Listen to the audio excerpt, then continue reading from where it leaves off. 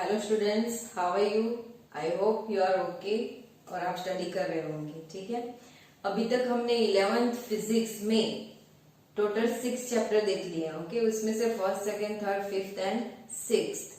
तो जिसमें हमने जो चलाया है वो सेकंड और फिफ्थ चैप्टर है और उसमें बहुत सारे टॉपिक्स भी हमने देख लिए जो आपको और हम सबको अपनी जो लाइफ है उसमें जो भी यूज होता है उसके हिसाब से हमने सीखा है। थियरी भी रिलेटेड है उसकी। ठीक है, तो अभी जो है ये यूनिट 5 जो हम सीख चुके हैं उसमें हमने motion of law of motion के बारे में सीखा। तो उसमें मोशन के साथ साथ बहुत सारे फोर्स के बारे में भी डिस्कस किया है, राइट? तो वो फोर्स के रिलेटेड ही हम अभी नेक्स्ट चैप्टर देख रहे हैं। ओके, क्योंकि किसी भी ऑब्जेक्ट को मोशन के लिए एक्सटर्नल फोर्स की जरूरत होती है और वो फोर्स तो बहुत सारे फोर्स है ऐसे, जिसमें से एक फोर्स है। ओके, इसके बारे में हम चैप्टर 8 डिस्कशन करेंगे। और चैप्टर 8 के हिसाब से क्या है, तो आई थिंक कोई भी ऑब्जेक्ट के पास मास तो होता ही है, राइट? तो ऐसे ऑब्जेक्ट जिसके पास मास होता है तो बहुत सारे, मतलब सभी ऑब्जेक्ट हैं। तो ऐसे ऑब्जेक्ट्स किसी को ऊपर फेंको, नीचे फेंको या आजू बाजू फेंको या कहीं पे भी फेंक लो तो वो सीधे कहाँ पे आते हैं? तो नीचे ही आते हैं। ओके, क्यों? तो उसको क्या इफेक्ट करता है? तो ग्रेविटेशन इफेक्ट करता है। और जैसे हम सब जानते हैं कि ग्रेविटेशन किसने फाइंड किया था? तो हम बोलेंगे न्यूटन ने। पर कभी ऐसा सोचा है कि ग्रेविटेशन जो न्यूटन ने फाइंड किया तो उससे पहले भी उसके बारे में किसी ने तो सोचा होगा, क्योंकि ये तो पहले से ही आ रहा है। ऐसा थोड़ी ना है कि न्यूटन के वक्त ही ग्रेविटेशन आ गया, तब तक ग्रेविटेशन के बारे में क्यों नहीं किसी ने सोचा? तो ऐसा नहीं है।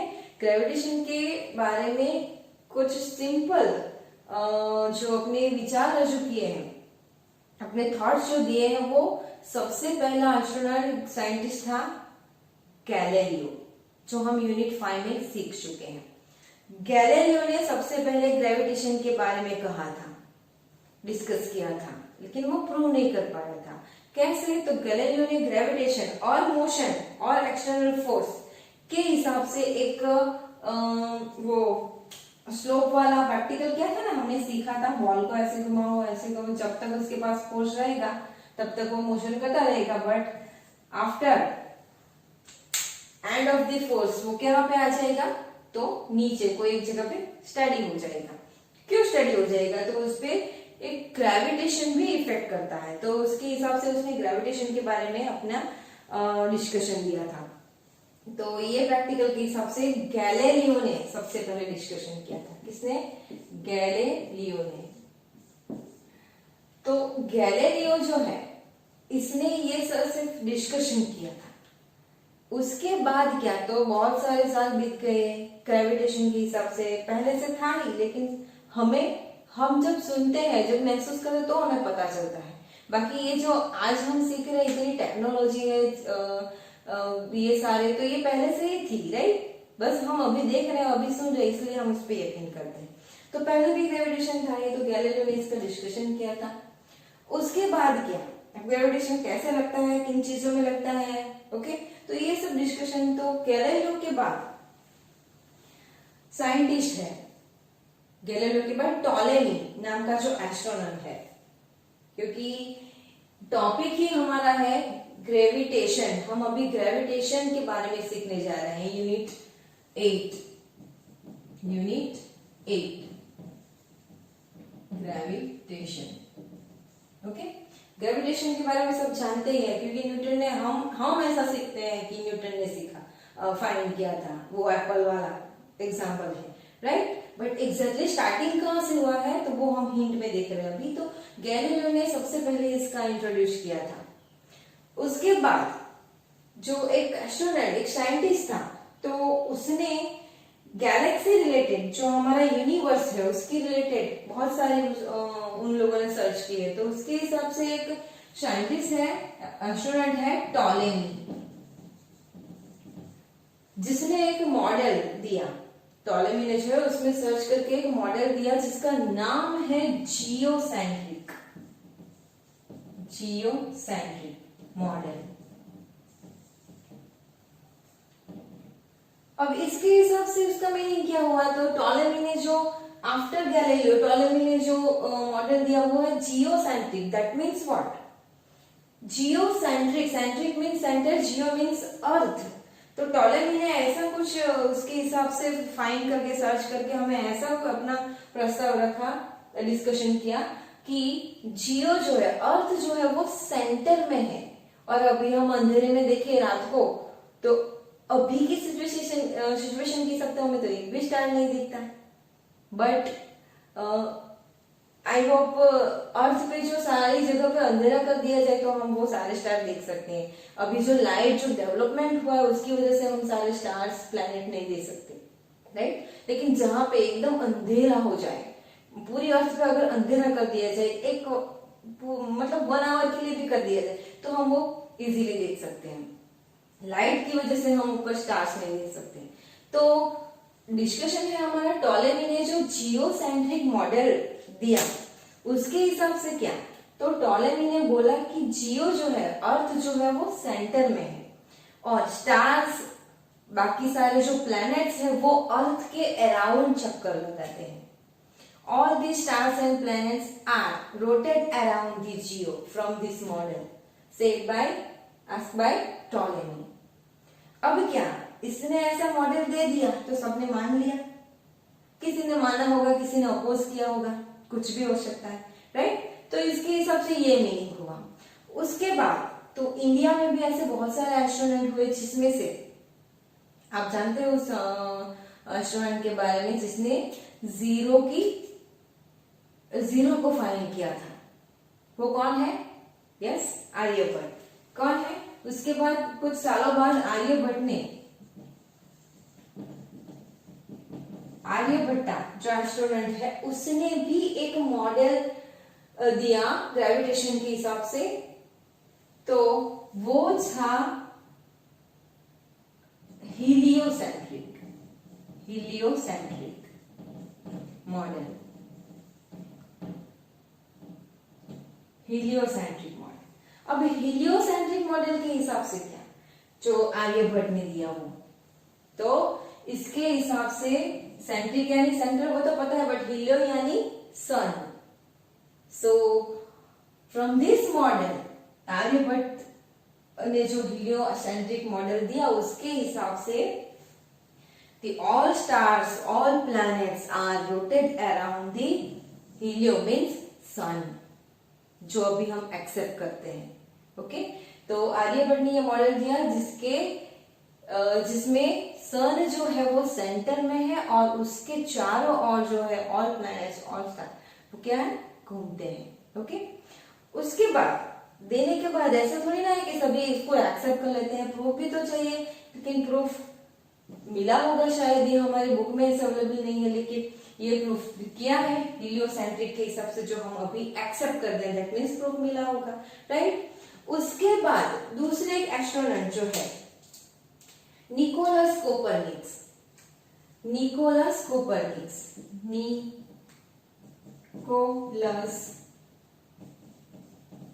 कोपरनिकस, ये जो है उसने जो सर्च किया वो हीलियोसेंट्रिक पे ही सर्च किया, हीलियोसेंट्रिक जो मॉडल, क्योंकि आर्यभट्ट ने बता दिया कि सन जो है वो सेंटर में है और सारे प्लैनेट, सारे स्टार्स जो है वो उसके और चक्कर लगाते हैं, ये सबने एक्सेप्ट किया। उसके बाद क्या, तो निकोलस कोपरनिकस जो है एस्ट्रोनॉट, उसने इसी मॉडल पे सर्च किया और सर्च करने के बाद क्या दिया हमें, तो उसने दिया the sun is study in the centre, the sun is fixed in the centre in universe. Nicolaus Copernicus ने क्या बोला, sun is fixed in heliocentric, चलो इतना लिखते, सन इज फिक्स्ड, जो सेंटर है, सेंटर हीलियोसेंट्रिक जो मॉडल है उसमें सन फिक्स्ड है, ऐसा बोला कि वो रोटेट नहीं करता, all planets are rotate around the sun, not sun is rotate, okay. तो ये निकोलस कोपरनिकस ने दिया। चलो, तो ऐसे बहुत सारे इंस्ट्रूमेंट हुए जिसने अलग अलग अपने प्रस्ताव रखे, अलग अलग अपने ख्याल को रजू किया है, यहाँ पे ओके प्रस्तुत किया है। तो उसमें शुरुआत कहाँ से हुई, क्योंकि हमें तो न्यूटन ने दिया ऐसा हम तो पढ़ते थे, राइट। तो न्यूटन ने तो दिया ही है ग्रेविटेशन, जिसने प्रूव किया है, राइट। लेकिन उसकी शुरुआत कहाँ से हुई थी, तो गैलीलियो से हुई थी। गैलीलियो के बाद हमें टॉलेमी का जिक्र हुआ है, जिसने जियोसेंट्रिक दिया है, एक्सेप्ट नहीं हुआ। उसके बाद आर्यभट्ट ने किया है हीलियोसेंट्रिक, एक्सेप्ट हो गया। उसके बाद निकोलस ने उसके हिसाब से दिया सन इज फिक्स्ड, जिसको हम अभी एक्सेप्ट करते हैं, राइट। तो ये सारी जो हिस्टोरिकल जो है स्टोरी वो हम यहाँ पे देख चुके हैं फॉर द ग्रेविटेशन, ओके। तो अभी क्या है जो इन चैप्टर में हम पढ़ने जा रहे हैं, ग्रेविटेशन के बारे में तो डिटेल में हम पढ़ेंगे, लेकिन ये हिंट थी हमारी, जिसमें फिक्स हो गया हीलियोसेंट्रिक, क्योंकि वो भी हम अभी पढ़ते हैं, ओके। तो इसके हिसाब से ये भी फिक्स हो गया, sun is fixed in the centre, heliocentric, okay. So now come back here, Galileo. Galileo से शुरुआत हुई थी, ओके। ये सिर्फ बेसिक नॉलेज है। अब हम वापस जहां से स्टार्ट हुआ था वहीं पे जा रहे हैं। तो गैलीलियो से इसकी शुरुआत हुई थी। तो गैलीलियो जो है उसके टाइम में उसके साथ अपने दो साथी मित्र, अपने दो एस्ट्रोनॉट थे, जिसमें से एक है टाइको ब्राहे, एक है टाइको ब्राहे, एंड उसी के साथ दूसरा जो है उसका फ्रेंड, वो है जोहानस केपलर। ये दोनों जो है गैलीलियो के टाइम से है। तो उसने जो है अपने सर्च के हिसाब से, गैलीलियो के समय में इन लोगों ने भी सर्च किया होगा, ऐसे तो बहुत सारे नाम है जो हमें नहीं पता है, राइट। एक साथ एक समय, क्योंकि समय सबके साथ चलता है। अगर हम यहाँ पे इस वक्त कुछ कर रहे हैं तो इसी समय कुछ दूसरा व्यक्ति भी कुछ कर रहा है, राइट। तो उसी समय गैलीलियो के टाइम टाइको ब्राहे और जोहानस केपलर, ये दोनों ने मिलकर जो सर्च किया ग्रेविटेशन के हिसाब से, और उसके हिसाब से इन दोनों ने मिलके एक लॉ दिया है, 3 लॉ दिए हैं, sorry 3 laws, gives 3 laws, which is called Kepler's law, Kepler's law, okay। तो इन दोनों ने मिलकर जो 3 लॉ दिए हैं ग्रेविटेशन के हिसाब से, तो वो जो लॉ है वो केपलर्स लॉ के हिसाब से पहचाना जाता है। और विच आर दैट लॉ, उसके बारे में अब हम डिटेल में स्टडी करेंगे। तो केपलर्स लॉ जो है 3 लॉ, वो 3 मार्क्स में आईएमपी है। सो अभी हम उसका डिस्कशन डिटेल में कर रहे हैं, okay.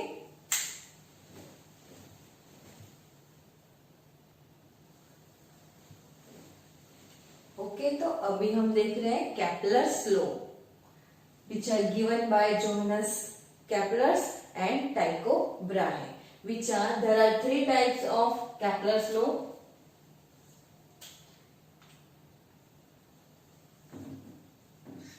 First is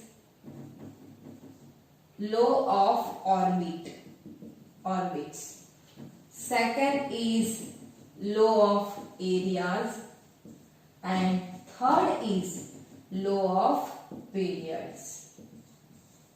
Okay, these 3 laws are given by Kepler's and Tycho Brahe. Okay, and these 3 laws, the statements of these 3 laws are IMP for 3 marks. Clear?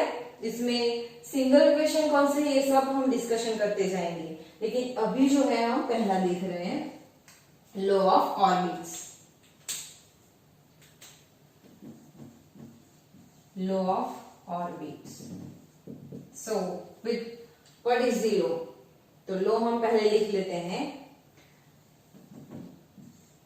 all planets are move in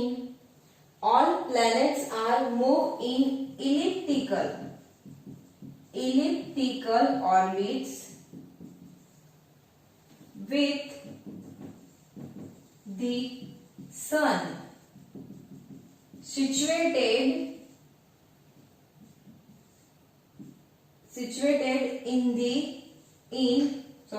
situated in one of the foci. These are the law. All planets are moved in elliptical orbits with the sun situated in one of the foci. अब उसका meaning क्या है? Planets are moved in what is elliptical, what is orbit, okay, what is foci, ये सब इसका meaning हम देखते हैं. तो ये जो लॉ है ऑर्बिट्स का, उसको समझने के लिए हमें यहाँ पे प्रैक्टिकल करना है, क्योंकि ऑर्बिट कैसे बनती है, ओके, प्लैनेट कैसे घूमते हैं वो तो सबको आपको पता ही है, लेकिन जो हमारी थियरी में दिया गया है प्रैक्टिकल, वो हम देखते हैं. जो अभी जो प्रैक्टिकल करने जा रहे हैं वो आपको लॉ में लिखना नहीं है, ओके, तो वो हम देख लेते हैं यहाँ पे. Now first take 2 points F1 and F2. F1 and F2. Now these two points are fixed at that position, okay. These 2 points F1 and F2 are fixed at their position. Now take one string and the both end of the string are join these 2 points. String के दोनों जो and है उसको ये point के साथ fix कर दिया जाता है, फिक्स कर देना है, ओके.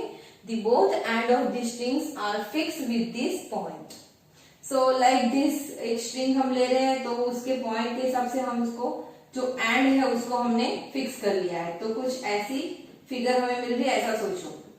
अब ऐसे क्यों है?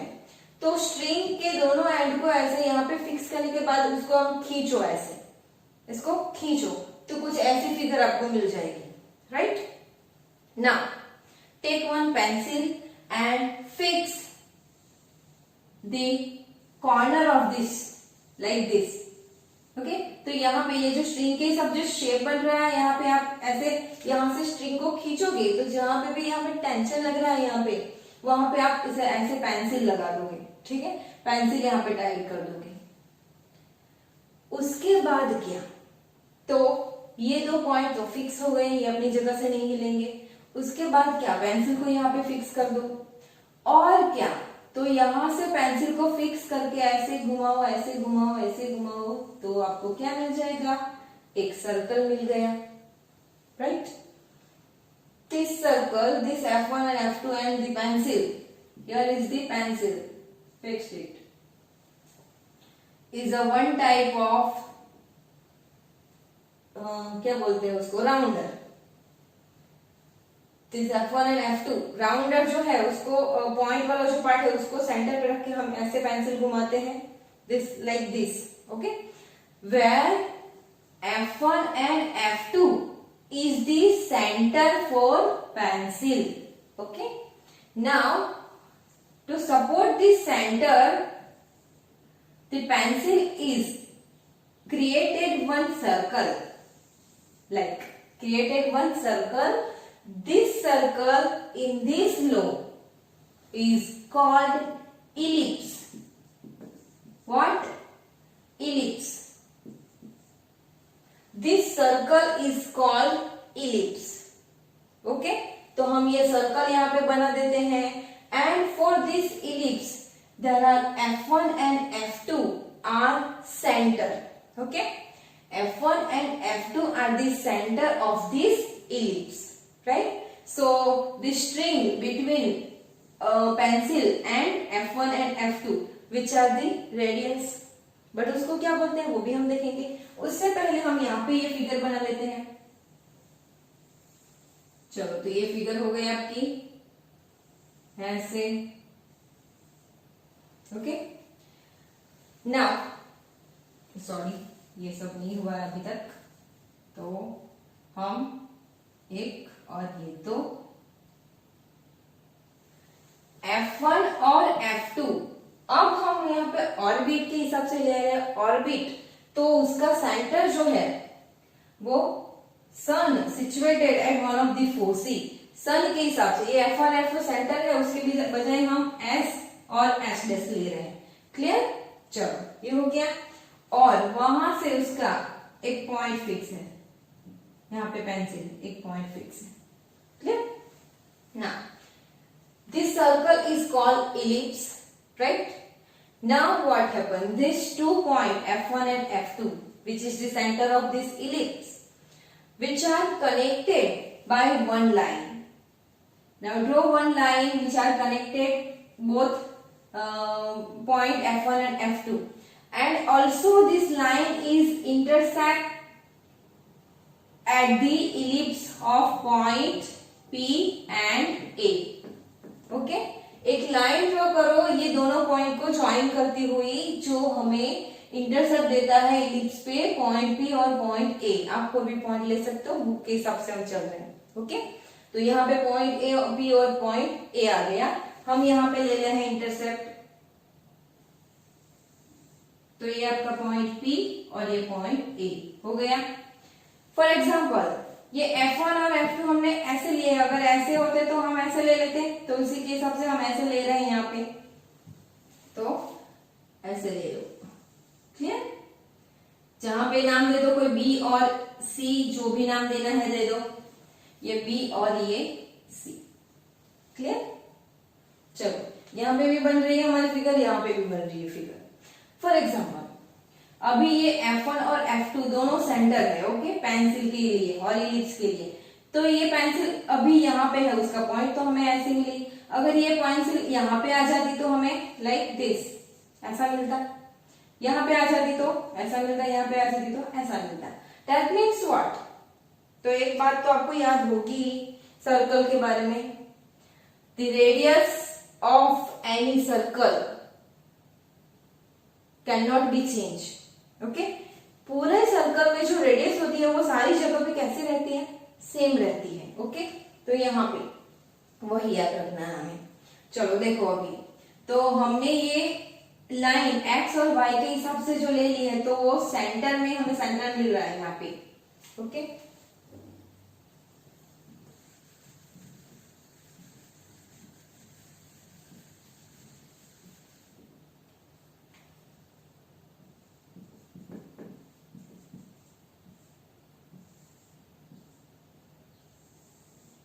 ओके, तो ये आपका सेंटर हो गया है, जिसका मेन सेंटर हम ये ले रहे हैं। ओके, अभी क्या है तो देखो, जो लाइन हमने सेंटर को ज्वाइन करती हुई लाइन ड्रॉ की है, उसमें ये एक्स और वाई के हिसाब से ले लो, तो यहां से इतना डिस्टेंस उसका क्या हुआ? रेडियस हुआ। तो रेडियस को जो नाम दिया गया है in this law, which is semi major axis of ellipse. Okay, this called semi major axis of the ellipse. This radius, this distance, like here is write O, so PO is equal OA is equal semi major axis of the ellipse. Now write here P2, like यहाँ पे O लिख लो या फिर कुछ भी लिख लो, तो उसके हिसाब से आपकी ये जो डिस्टेंस है यहाँ से यहाँ तक और यहाँ से यहाँ तक, which are called semi major axis of the ellipse. Clear, same for this और ये। ओके, तो उसको अगर हम यहाँ से यहाँ तक का ले ले, तो ये आपका सेमी मेजर एक्सिस को हम A के हिसाब से यहाँ पे डिनोट करेंगे, और यहाँ पे भी ये A, तो टोटल कितना हुआ आपका 2A। Then right here only with 2B, book के हिसाब से चल रहे हैं, y के हिसाब से 2B और x के हिसाब से हमने 2A लिया है, राइट। तो हम यहीं पे ले लेंगे इसको 2A टोटल डिस्टेंस जो है, और यहाँ पे हुआ आपका 2B। क्लियर, चलो ये हो गया। अभी देखो तो ये S और ये S dash, for example S और S डैश, सो ये जो हमने देखा है यहाँ पे, ये सिर्फ प्रैक्टिकल है, इसे इसको लिखना नहीं है, सिर्फ समझने के लिए है, अंडरस्टैंड के लिए है। ओके, तो इसके हिसाब से हमने यहाँ पे ड्रॉ कर लिया है। अब जो है तो ये फिगर देखो, यहाँ पे ये एस है, मान लो सेंटर पॉइंट यहाँ पे है, सेंटर पॉइंट। ओके, अब सेंटर पॉइंट यहाँ पे है, सेंटर पॉइंट आपको सर्कल में कहीं पे भी दिया गया, लेकिन आपको इतना याद रखना है कि the distance of the radius which are same in all circle, which are same in all circle, right. For example ये यहाँ पे है प्लेनेट, ये मान लो यहां से यहां आ गया, तो ये रेडियस और ये रेडियस दिखने में तो थोड़ी शॉर्ट जैसी लग रही है, लेकिन ऐसा नहीं होता। रेडियस कैसी होती है? सेम ही रहती है, सिर्फ दिख ऐसे रहा। ओके, तो from the centre of sun to the point P which are the nearest, the point P is the nearest to the sun. Okay, for example the centre P, अगर ऐसी फिगर है आपके पास, the point P is nearest to the sun and point A is the farthest to the point sun. Point A is the farthest of the sun. तो उसके लिए एक specific नाम दिया गया है, वो हम देखते हैं।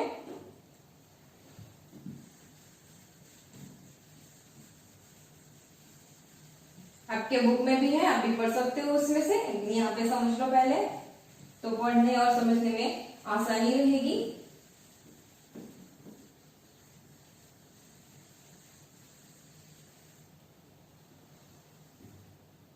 चलो तो देखो, here is point P, point P is the nearest to the sun.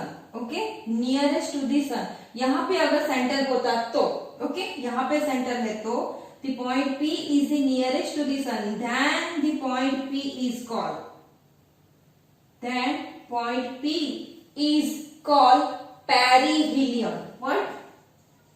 Perihelion. Okay, sorry, perihelion. And point A is farthest to the sun, then point A is called aphelion. What? Aphelion. Okay, so ये दो point आपको याद रखना है। If point P is nearest to the centre of sun, then it is called perihelion, and point A is farthest to the sun, then it is called एफिलियन।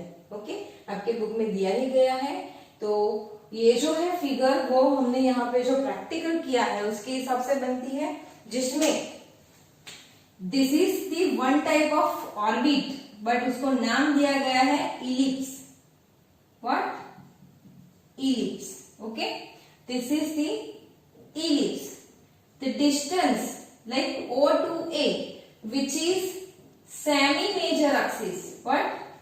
Semi-major axis of ellipse. Clear? Now the point P is nearest to the sun, then which is called perihelion, and furthest to the sun, which is called एफिलियन। Okay, तो ये figure जो है आपको ये law of orbit में draw करनी है। अब फिगर जो है उसके हिसाब से हम लॉ एक्सप्लेन करते हैं। यहाँ पे देखो, ये समझने की ट्राई करते हैं। ऑल प्लैनेट्स आर, तो प्लैनेट्स कोई भी हो सकता है, ये ऑर्बिट में प्लैनेट्स कोई भी हो सकता है, या फिर दूसरी ऑर्बिट में भी हो सकता है। तो और जितनी ऑर्बिट है उसमें जितने प्लैनेट है वो all planets are move in elliptical orbits, which is called ellipse. elliptical orbits एक ही हुआ, elliptical orbits यानी कि ellipse की जो ऑर्बिट है उसमें with the sun, सन के साथ situated in one of the foci. Okay, all planets are move in elliptical orbits with the sun situated in one of the foci. तो ये सारे जो प्लैनेट है situated in one of the foci. foci means center. What? foci means center, याद रखना। Okay, तो all planets are move in elliptical orbits. तो सारे जो प्लैनेट्स इलिप्टिकल ऑर्बिट्स में घूमते हैं, वो इलिप्टिकल ऑर्बिट्स का जो एक सेंटर है, उसमें सेंटर में कौन है? तो सन है। Which is called law of orbit. Okay, तो ये कैपलर्स लॉ का फर्स्ट लॉ है, लॉ ऑफ ऑर्बिट, जो 1 मार्क्स में पूछा जाता है, जिसमें आपको ये फिगर और ये स्टेटमेंट लिखना है, जिसमें स्टेटमेंट ऐसे यूनिट 2 और यूनिट 5 के हिसाब से अब मैं बोल सकती हूँ कि आप लोग लॉ जो लिखते हैं उसमें अपने वर्ड्स डालते हैं, ये नहीं चलेगा, ठीक है। लॉ का जो एक्सप्लेनेशन है फिगर पे से, उसमें आप अपने हिसाब से लिख सकते हो, लेकिन जो स्टेटमेंट है लॉ का वो आप एग्जैक्टली आपको लिखना है। क्लियर? स्टेटमेंट में कोई चेंज नहीं आना चाहिए, तभी आपको पूरे मार्क्स मिलेंगे। क्लियर?